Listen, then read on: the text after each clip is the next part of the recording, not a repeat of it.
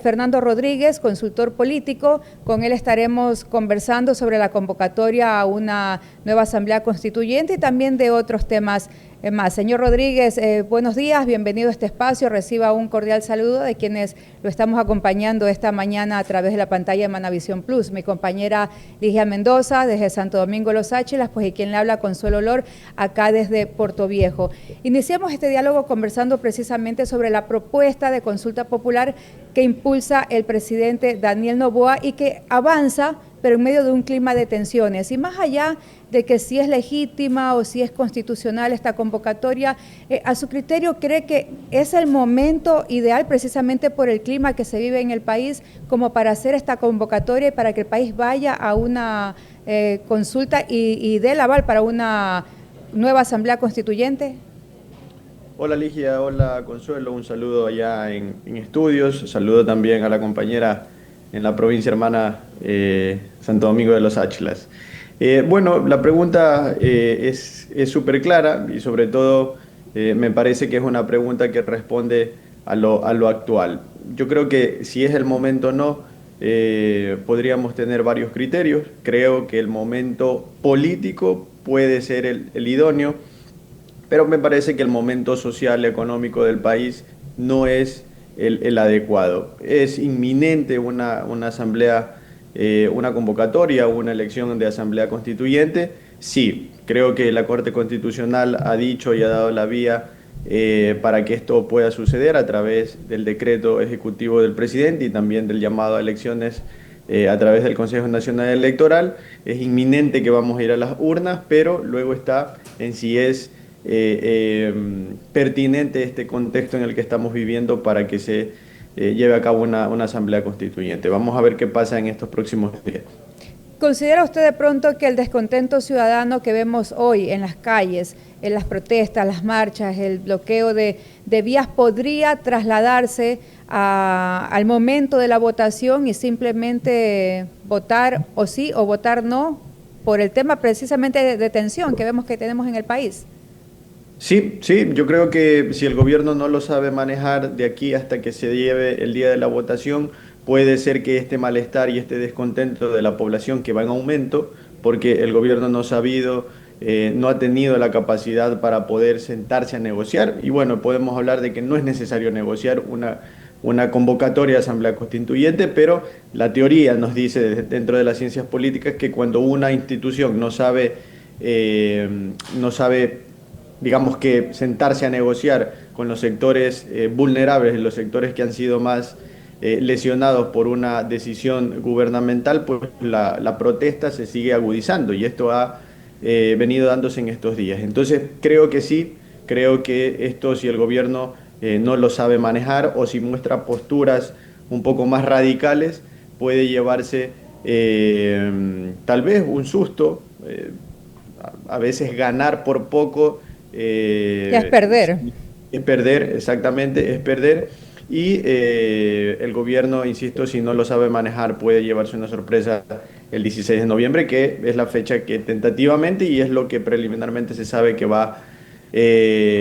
vamos a ir a la consulta, ¿no? La mayoría de gente a nivel del país habla precisamente de lo importante que es el mantener el diálogo. Eso lo dice todo el mundo. Pero ¿por qué el gobierno no lo entiende así, de esa manera?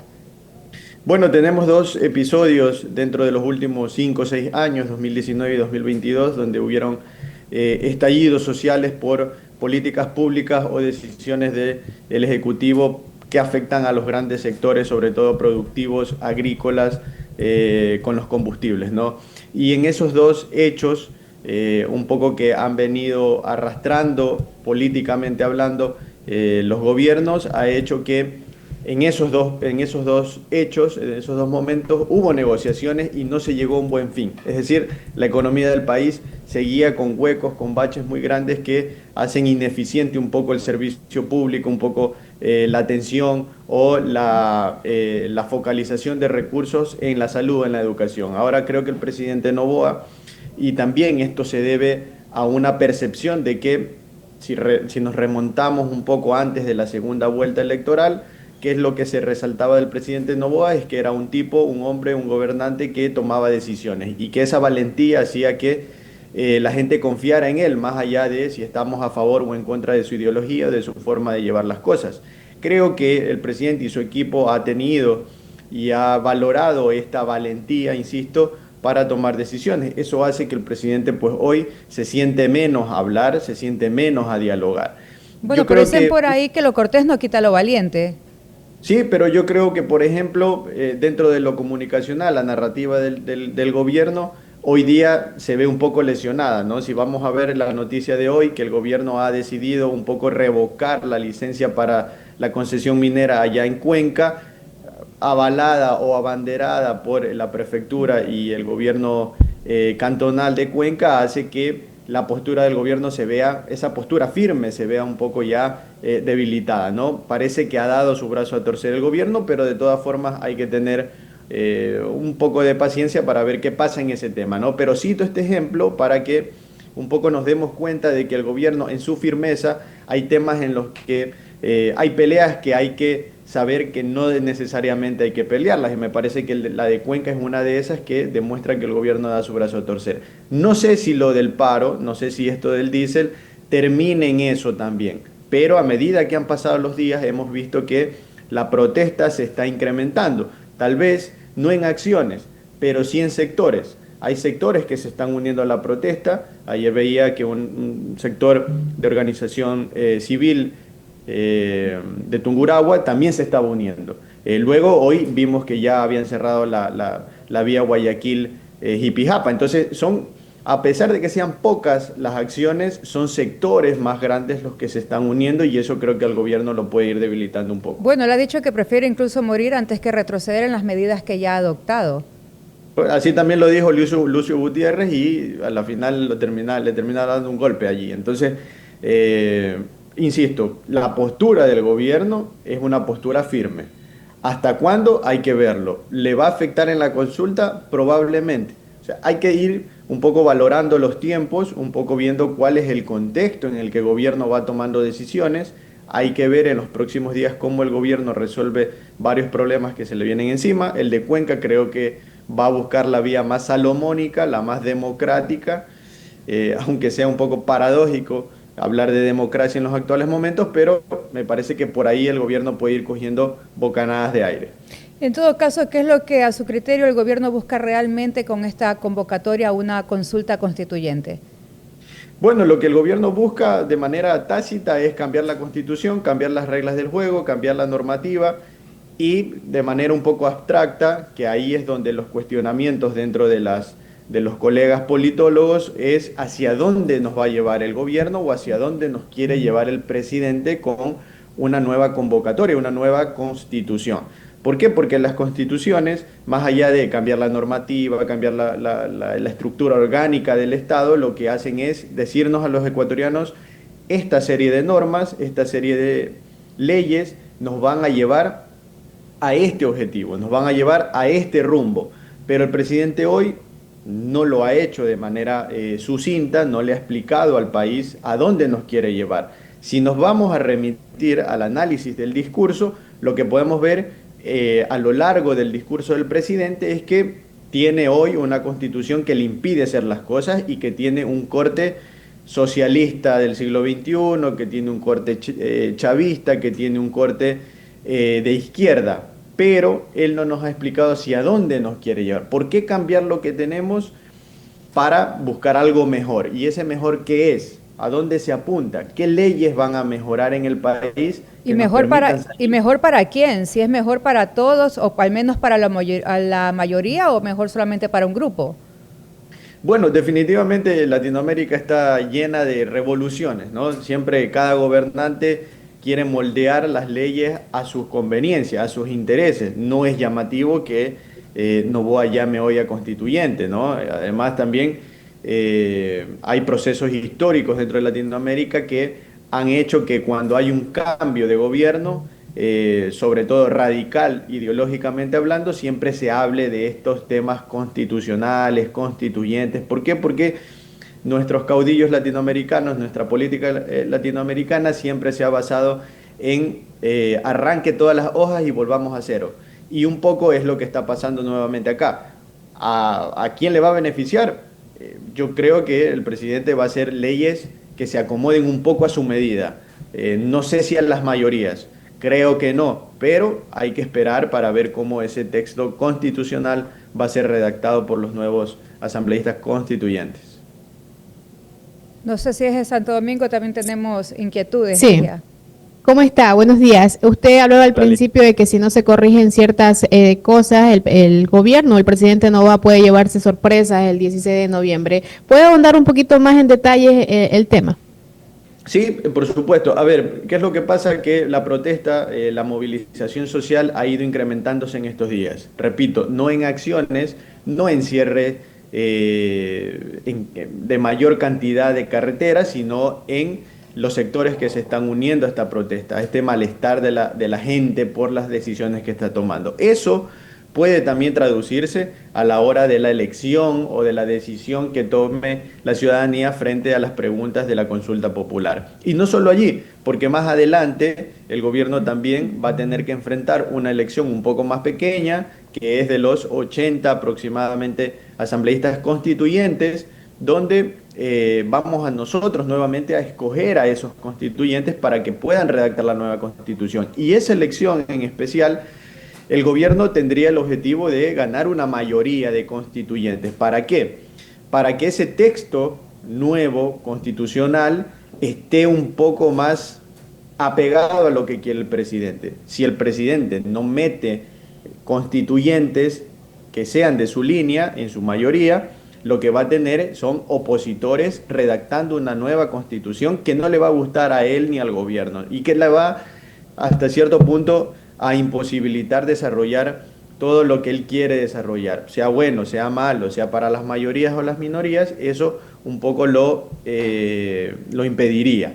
Entonces, esa elección y luego, ya después de 180 días aproximadamente, en agosto del 2026, septiembre, por allí, disculpen ahí tal vez no la imprecisión, pero más o menos en esos meses nuevamente tenemos que ir a las urnas a escoger, a validar el texto constitucional, si es que nosotros, los ecuatorianos, avalamos lo que escribieron y lo que trabajaron estos 80 asambleístas, ¿no? Y ese es un nuevo escenario para el presidente, porque esa constitución, en el peor de los casos, si a nosotros los ecuatorianos no nos gusta, decimos que no, y tienen que volver a cambiarla un poco y volver a trabajar. Entonces, son procesos, digamos que políticos, jurídicos, que van a estar día a día cambiando. Día a día el gobierno va a tener que saber moverse en el tiempo y en las acciones que va a ir tomando para que lleguen el mejor de los escenarios posibles, con legitimidad, con consensos, con cohesión de todos los sectores, y puedan esa constitución salir avante. En las últimas horas, partidos y movimientos políticos como Social Cristiano, Sociedad Patriótica, han mostrado su respaldo a lo que pide el presidente Daniel Noboa. ¿Era lo que se esperaba? Porque Avanza pues tendrá un diálogo en las próximas horas para decidir qué posición tomar. ¿Pero era lo que se esperaba, hacerle la venia al gobierno con esto? Yo creo que no es hacerle la venia. Yo creo que el Ecuador, y lo dije al inicio, el Ecuador estaba esperando que se inicie un nuevo proceso de cambio normativo a través de una constituyente. El presidente lo que ha hecho es tomar la decisión de ir a buscar esa constituyente. Ahora, lo que estaban cuestionando a manera legal, político, era las formas. Es decir, no se discute si es pertinente o no ir a una constituyente, porque creo que el contexto puede avalar esa idea, la gente, los profesionales, los sectores de la sociedad civil pueden decir, ok, vamos a cambiar la constitución. Y eso todos pueden llegar a un consenso de que se debe hacer. Pero lo que se criticaba en un inicio era la forma en la que el presidente estaba buscando cambiar la constitución, que era de una forma totalmente, digamos, atropelladora, ¿no? Es decir, saltarse la Corte Constitucional, ese dictamen que tenía que haber, ese doble dictamen que tenía que haber, primero de la vía y luego de todo lo que de la pregunta, etcétera. Eso era lo que se criticaba. Y luego, políticamente, creo que todos los sectores van a apoyar esta constituyente, más allá del resultado que sea. Creo que todos tienen posibilidades de, digamos que los sectores políticos, formar parte de esta constituyente. Vale vale mencionar que ahora pues depende de ellos la campaña que hagan y de las figuras, las personas, los candidatos que pongan y que puedan llegar a la constituyente para tener una voz dentro de esa construcción de la Constitución. ¿Cómo podría una constituyente polarizar aún más el país políticamente hablando?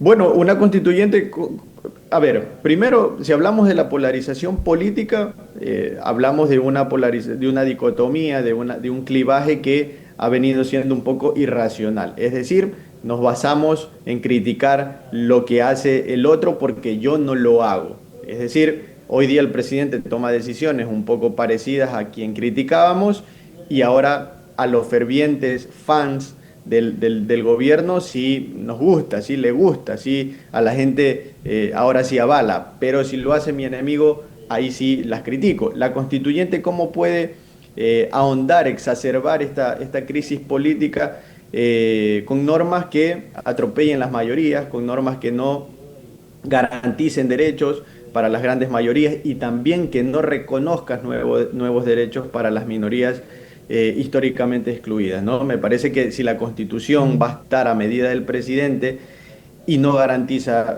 derechos históricamente garantizados como lo hace la Constitución de Montecristi, pues creo que va a polarizar aún más la situación, ¿no? Quería abordar un poco el tema de la distribución de escaños, que también ha generado cuestionamientos porque hay quienes alegan que se deja sin representatividad a varias provincias que solamente tendrían un asambleísta. ¿Cómo analiza usted aquello? Sí, evidentemente la fórmula que ha planteado el presidente, esa asignación de escaños, ha hecho que muchas de las provincias, sobre todo las de la Sierra Centro y la Amazonía, por una densidad poblacional, ha hecho que solo tengan un representante, ¿no? ¿Por qué se habla de que esto puede ser hasta cierto punto intencional? Porque en estas provincias, coincidencialmente, el presidente Noboa tiene la mayor votación de la segunda vuelta electoral, ¿no? En su gran mayoría, ¿no? Entonces, se habla de que estos contrapesos dentro de cada una de las provincias, lo lógico sería de que exista representatividad de la minoría. ¿Por qué? Porque si un asambleísta constituyente gana con el 50.01 y el otro pierde con me invento, 47, 48.010, hace que esa gran minoría que parece la perdedora pierda representación con el representante del 50. Entonces, esto hace que la discusión se torne un poco maquiavelista, ¿no? Es decir, ¿por qué en provincias donde deberían existir al menos dos, por qué solo lo dejas en uno, ¿no? Entonces, es un poco la disputa, el debate que se está llevando. Eso en torno a las provincias y en cuanto a los partidos políticos, a la representatividad. Bueno, también el método de Hond y toda incluso la pregunta del financiamiento a los movimientos y partidos políticos hace que la carga negativa sobre los partidos políticos sea aún mayor. Es decir, en estas seccionales que se avecinan en el 2027, lo que va a ocurrir es que muchos movimientos y partidos políticos que son provinciales, cantonales, nacionales, muy pequeños, que no logren meter ningún alcalde o concejal y que vengan arrastrando una tarjeta amarilla del CNE, lo que hacen es que posiblemente desaparezcan, ¿no? Si no logran una alianza con un movimiento o un partido hegemón. Y la discusión es esa, ¿no? Hasta dónde los movimientos pueden salirse de su agenda programática de los partidos, incluso dejando a un lado su ideología política para sobrevivir dentro de las disputas de partidos en elecciones, ¿no? Entonces, eso hace que la representación también se pierda. ¿Por qué? Porque los movimientos, la cantidad de movimientos responde a la cantidad o a la diversidad de pensamientos que hay. Eso en un escenario ideal. Obviamente aquí en este país lo que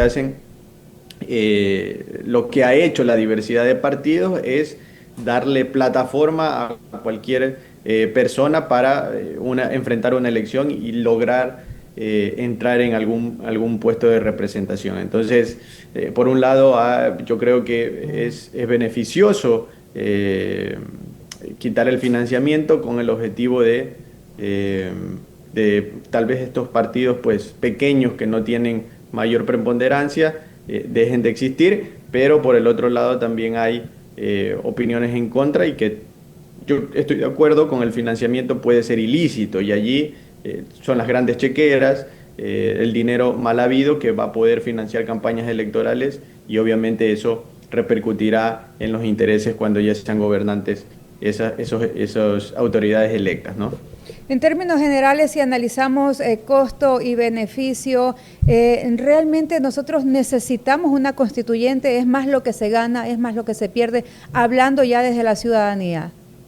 Yo creo que es más lo que se pierde porque veamos cómo están nuestros hospitales, veamos cómo están las escuelas, veamos cómo está la inversión en infraestructura, vial, agrícola de otros tipos. Creo que alrededor se estima que entre 200 y 250 millones va a costar todo el proceso de estas 3 elecciones que mencioné en el segmento anterior. Es decir, una, la consulta de si se da o no la constituyente. 2, la elección de los constituyentes. Y 3, la aprobación del texto constitucional. Estas 3 elecciones van a costar alrededor de 200, 250 millones.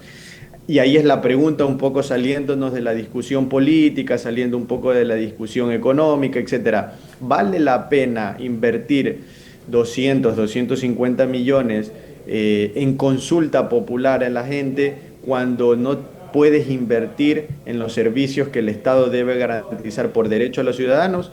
Creo que allí la respuesta va a ser no. O sea, no es necesario gastar tanta plata si tú no la inviertes bien en lo que se necesita en la actualidad. Entonces, yo creo que va a ser un gasto muy grande de plata para quizás no resolver los problemas que estamos teniendo hoy y que podríamos tener a futuro. Claro, sobre todo si tampoco existe un mecanismo de garantizar que esa nueva constituyente no vaya en beneficio de la mayoría de ecuatorianos, sino en beneficio de unos cuantos. Así es, totalmente de acuerdo. Yo creo que el ejercicio de la construcción de esta nueva constitución va a estar más politizada que pensar en las necesidades y en ese nuevo marco normativo que necesita el país para solucionar los problemas. Creo que va a ser una constitución, tal vez a medida del gobernante que hoy está abanderando la creación de una nueva constitución, más que abanderada por los sectores sociales o abanderada por representantes de esos sectores sociales que la construyen en beneficio de aquellos, ¿no? Esa constituyente que está en marcha, ¿cómo termina de pronto golpeando o tocando a escenarios, por ejemplo, como el económico? Ya habíamos hablado de lo político, pero el económico y el social. Una constituyente en marcha, ¿qué impacto tienen estos escenarios? Bueno, en lo social, derechos, hay que ver cómo el presidente, bueno, por ejemplo, el presidente lo que ha dicho y sus intenciones cuáles son. Cambiar la estructura orgánica del Estado, es decir, eliminar instituciones. Puede ser que ya la intención se ha ido materializando, es decir, ha recortado gasto público, ha fusionado carteras de Estado, ha eliminado ministerios, se habla y se dice que a inicios del 2025, por allí, los primeros meses, se van a eliminar ya las coordinaciones zonales, las distritales, etcétera. Eso hace que uno vea y vaya sospechando que el presidente en esta nueva constitución pueda impulsar que volvamos a los 3 poderes del Estado, que obviamente hoy tenemos 5, él va a volver a 3, es decir, va a eliminar como poder del Estado el Consejo Nacional Electoral y el Consejo de Participación Ciudadana y Control Social. Es lo que se sospecha. Eso en el ámbito, digamos, que económico va a impactar en que menos gasto corriente. Y en el sector social, los impactos pueden ser el reconocimiento o no de derechos históricamente excluidos. Veamos la Constitución de Montecristi, se habla de que es una constitución que garantiza derechos a la naturaleza, que son innecesarios, dicen muchos, otros dicen que se reconoce o se da beneficios a estos grupos LGBTI, grupos vulnerables en exceso para concursos públicos, etcétera. Puede ser que estas cosas cambien, puede ser, hay que ir viendo. cómo se desarrolla esa construcción de la Constitución, pero pueden haber estos pequeños cambios que signifiquen para lo social regresión de derechos o desatención. Vamos a suponer un escenario hipotético, que la gente no apruebe en las urnas la instalación de una asamblea constituyente. ¿Qué otras alternativas le quedarían al presidente Noboa para garantizar esa gobernabilidad que él busca? Bueno, es una muy buena pregunta. Habrá que preguntársela al presidente porque la verdad no tiene muchas salidas que digamos, ¿no? Creo que se juega todo su capital político en esta consulta, en esta pregunta de convocar una asamblea constituyente. Me parece que si gana el no en esta pregunta, no le quedan muchos caminos al presidente para impulsar lo que él viene diciendo en su discurso, ¿no? Un nuevo Ecuador, un Ecuador lejos del pasado, lejos de los corruptos, lejos de esta normativa que protege a delincuentes, va a tener sectores, digamos, legalistas o sectores que protegen el Estado de Derecho mucho más afincados, mucho más atrincherados en protección de la Constitución y en contra de las decisiones que él toma, que hasta cierto punto hoy se puede hablar de que son autoritarias, de tinte dictatorial, ¿no? Entonces, si gana el no, yo creo que los caminos se le van cerrando al presidente para su capital político sería muy lesionado. Si gana el sí, pues hay que ir viendo más adelante el siguiente paso a ver si se consolida bien o su legitimidad aún crece un poco más. Y pensando ya en la ciudadanía, ¿usted cree que realmente, al menos la mayoría de ecuatorianos, estamos conscientes del impacto o de la importancia que implica ir a una asamblea constituyente? Y a su criterio, ¿cuál debería ser en todo caso esa pregunta que debería hacerse el ciudadano ecuatoriano antes de decidir si votar a favor o en contra de la instalación de una nueva asamblea constituyente? Yo creo que la gente no está consciente del todo qué significa ir a una constituyente. Me parece que eso es un reto para el presidente buscando convencer a la gente de que debemos ir y que sobre todo debemos votar que sí. Creo que lo puede de alguna manera didáctica, con estrategia comunicacional, llevarnos a entender por qué sí tenemos que ir a la constituyente y por qué sí tenemos que votar que sí. Del lado contrario, también me parece que hay varias razones para una campaña por el no. Pero respondiendo a la pregunta, creo que la ciudadanía no está completamente enterada, no está consciente de qué es lo que significa esto, ¿no? Y por el otro lado, yo creo que el presidente, pues, más allá de la decisión que tome la ciudadanía entre el sí y entre el no, creo que el presidente pues debe empezar a darse cuenta de que no está resolviendo los problemas de la gente y que eso al final del día es lo que cuenta. Ya la gente, yo creo que la pregunta que debe hacerse es si estamos o vamos caminando hacia mejor. No es, yo creo que la gente se enloda mucho en quién quiero que sea presidente o si me agrada o no el presidente.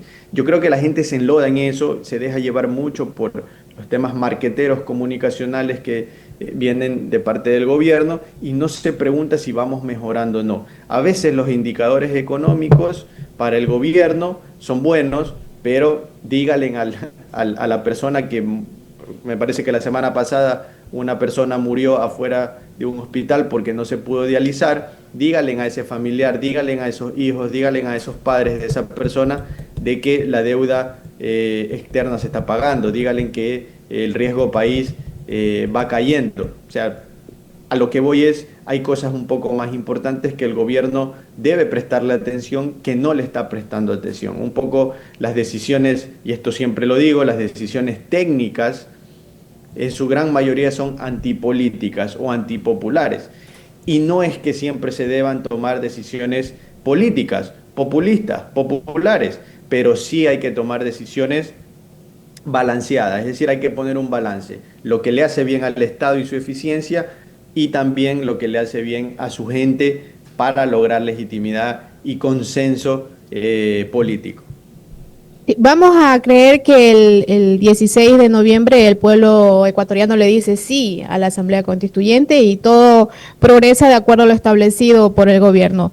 y se instala la Asamblea Constituyente, se trabaja en una nueva constitución y también se le da, tiene el visto bueno por parte del pueblo ecuatoriano. El tiempo que tiene igual es corto para ya empezar a cambiar la realidad de este país en varios temas que usted ha nombrado, como inseguridad, como salud, como educación. O sea, ya no existe, ya no tendría una excusa para decir, no, ya no puedo gobernar.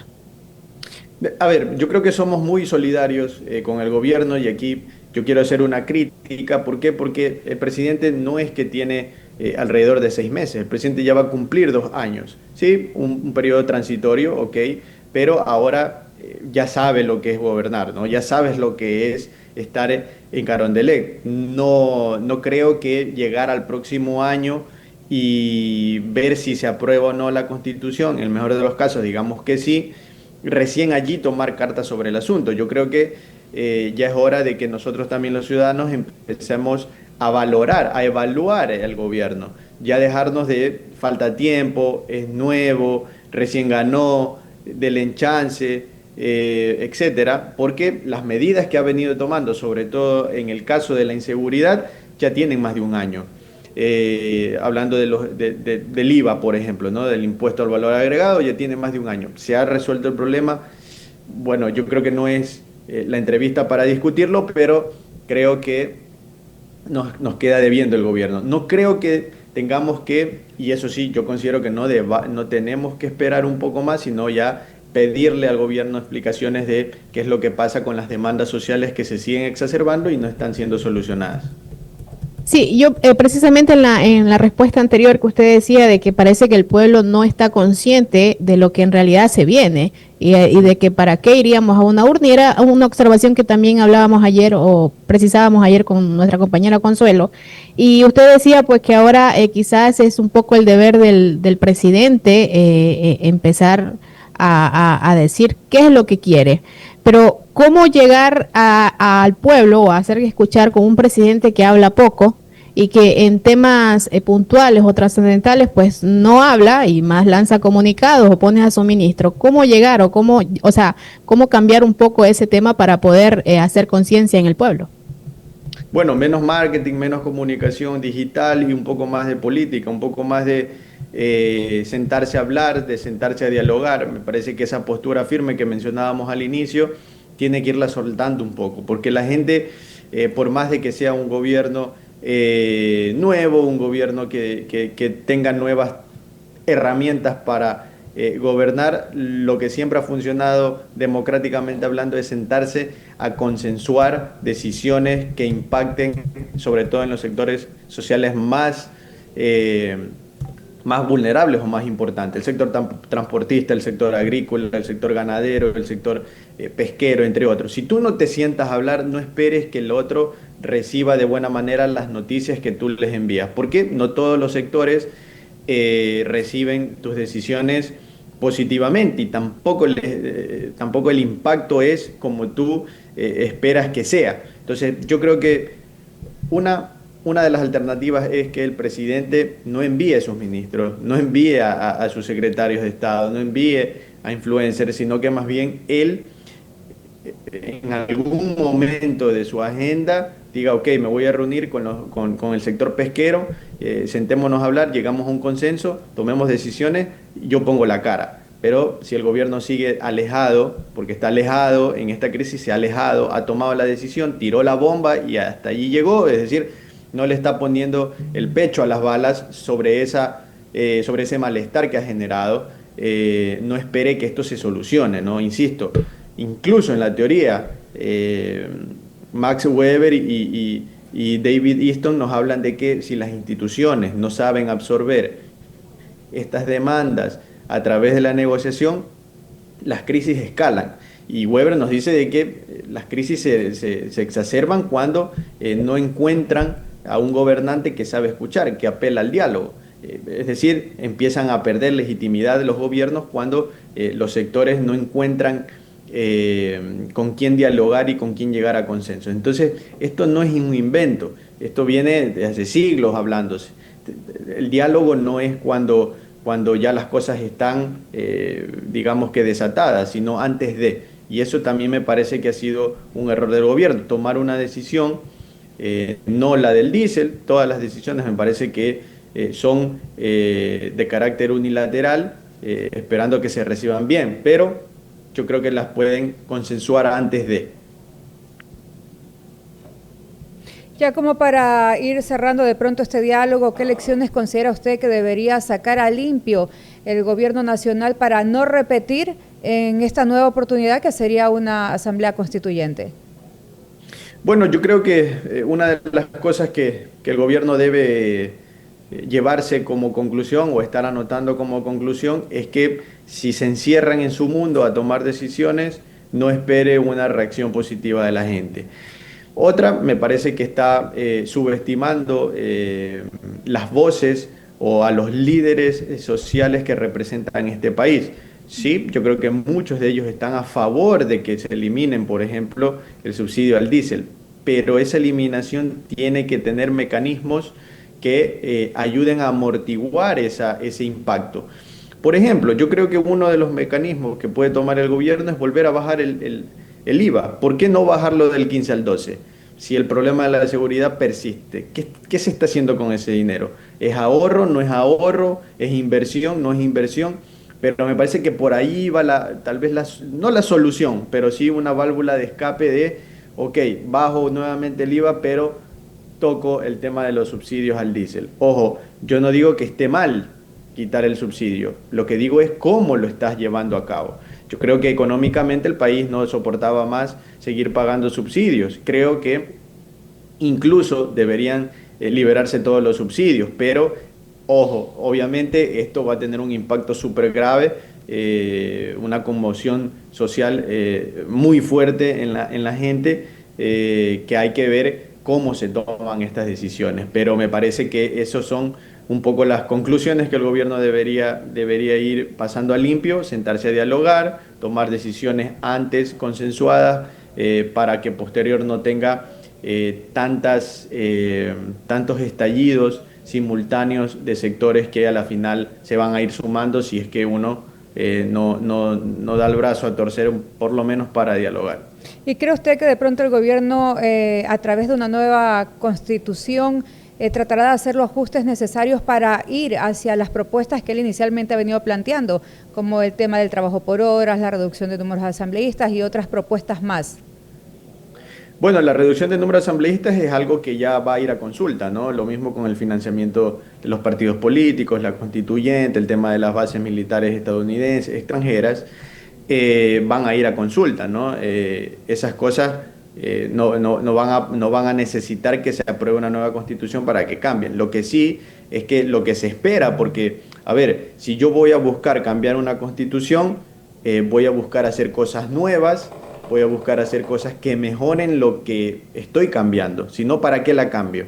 Entonces, yo creo que el objetivo del presidente es ese, mejorar las condiciones legales, normativas que le posibiliten a él ejecutar ya sea su plan de gobierno, sus políticas públicas, sus decretos presidenciales, tal vez no tener tanto control constitucional a la hora de emitir un decreto, tal vez no tener contrapesos institucionales al Ejecutivo que le impidan tomar decisiones tan radicales. O sea, me parece que el presidente, insisto, puede hacer, si es que las condiciones se dan, una constitución que esté un poco a su medida y que le permita desarrollar su política de Estado de una manera mucho más flexible a comparación de ahora. Bien, agradecemos su tiempo y también pues las reflexiones que ha emitido en este espacio. Fue Fernando Rodríguez, consultor político, con él estuvimos dialogando y analizando varias aristas